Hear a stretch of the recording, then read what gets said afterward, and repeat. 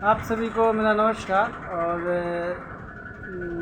Video के माध्यम से क्योंकि वीडियो तो अब मेरा आ भी नहीं रहा है और मैं वीडियो बनाना भी नहीं चाहता हूं, और आप लोग वीडियो और ऑडियो न देखें तो बेहतर है। मैंने पूर्व में भी कहा था कि सच्चाई कुछ होगी नहीं, और 2 दिन 4 दिनों का समय लिया जाएगा, उसी तरह बढ़ते रहेगा लगातार।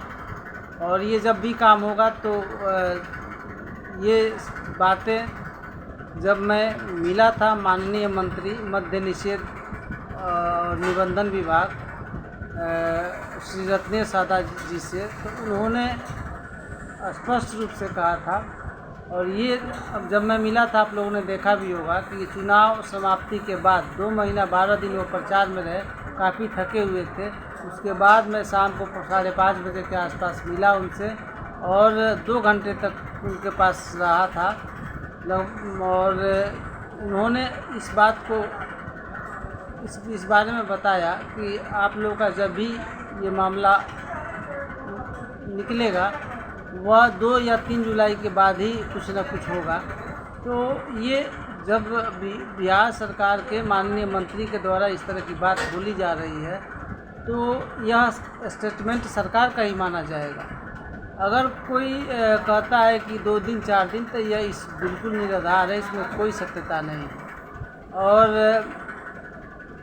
रही बात, मैं सारे लोगों पर बोल रहा हूँ, सांख्यिकी पर आता हूँ अभी, वह चाहे लोक शिक्षक हो, चाहे प्रेरक वाले हो, जल संसाधन वाले हो, चाहे जितने भी कर्मी ऐसे कर्मी हैं जो 3 सदस्यीय कमेटी में शामिल हैं, जिनका समायोजन होना है, उन सभी पर मैं बोल रहा हूँ। अब मैं आता हूँ सांख्यिकी पर। तो सांख्यिकी स्वयंसेवक के बारे में मैं बता दूँ कि बार बार कहा जा रहा है कि आंकड़ा बहुत कम है।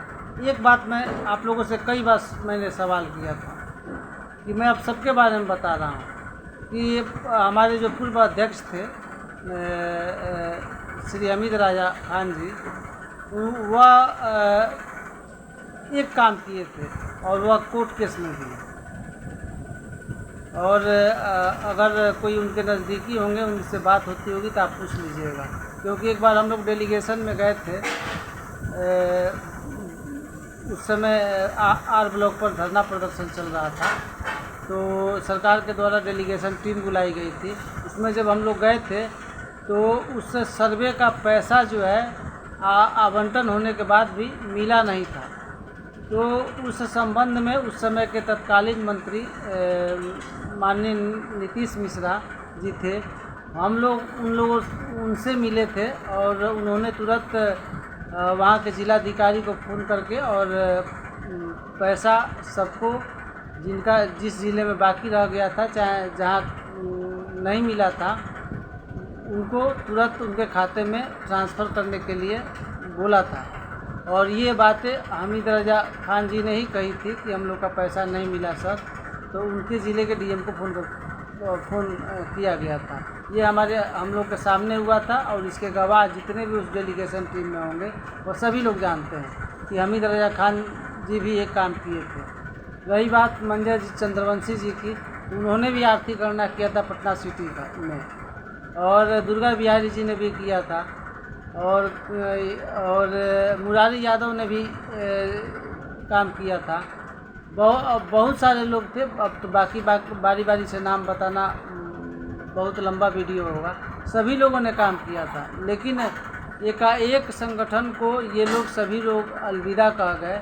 आप इसकी सच्चाई को नहीं जानते, और न ही आप इस बारे में जानते हैं। जिस दिन समायोजन होगा और जब निकलेगा मामला, जब प्रकाशित होगा, उस दिन सच्चाई सामने आ जाएगी कि क्या हुआ है और क्या नहीं हुआ है।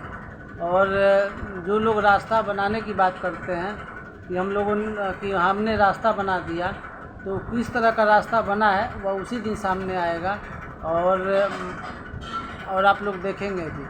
तो इस तरह की अफवाह में आप लोग बिल्कुल ना रहें। अगर आपका काम नहीं भी होता है तो आपके लिए न्यायालय है, आप अपने से किसी वरीय अधिवक्ता के जरिए जाइएगा। अगर कुछ ग्राउंड बनता है आपका, तो वह कहीं ना कहीं से कुछ बनाएंगे और बहस भी उनको ही करना है और जजमेंट भी उनको ही लेना है।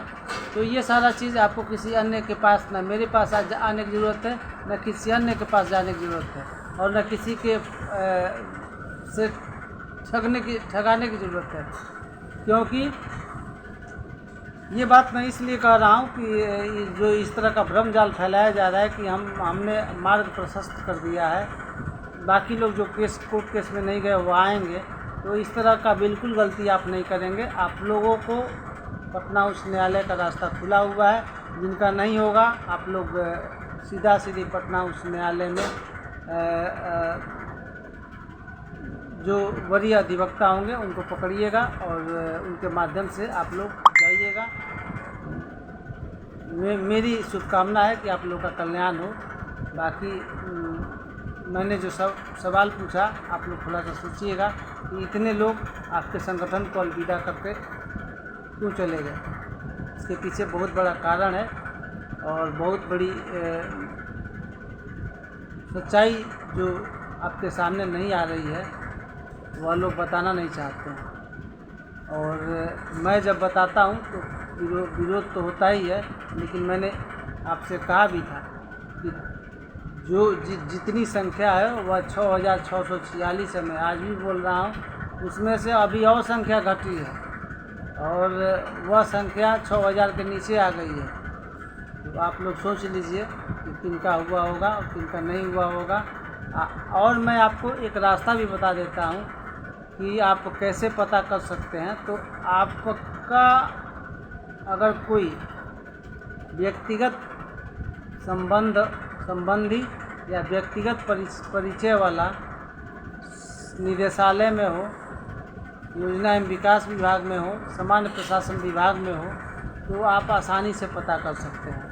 और चूँकि जब डाटा बेस गया होगा आपका, तो ये उसकी एक कॉपी निदेशालय में होगी, एक कॉपी योजना एवं विकास विभाग में होगी, एक कॉपी सामान्य प्रशासन विभाग के पास होगी और एक जो हार्ड कॉपी है वह त्रिसदस्यीय कमेटी के पास होगी। तो त्रिसदस्यीय कमेटी जो बनी है, जहाँ फाइल होगी आपकी, वहाँ तो आप देख पाना आपका संभव नहीं है। लेकिन ये 3 जगह ऐसे हैं जहाँ आप आसानी से अपने बारे में पता कर सकते हैं कि हमारा हुआ है कि नहीं हुआ है। तो आप लोग अपने स्तर से पता कर लें और किसी के फरेब और जाल में फंसने की जरूरत नहीं है।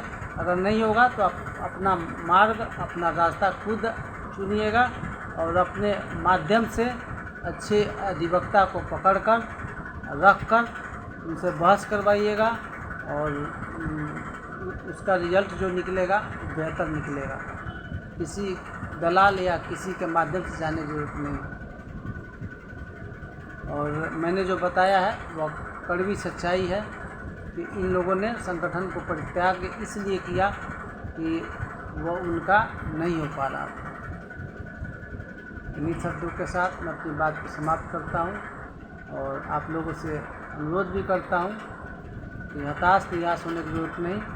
काम जब भी होगा 2-3 जुलाई के बाद, जब माननीय मंत्री जी ने बोला है तो 2-3 जुलाई के बाद देखा जाए। उसके बाद 2-3 जुलाई जैसे ही का समय आता है मैं मिलूँगा और उसके बाद क्या बताया जाता है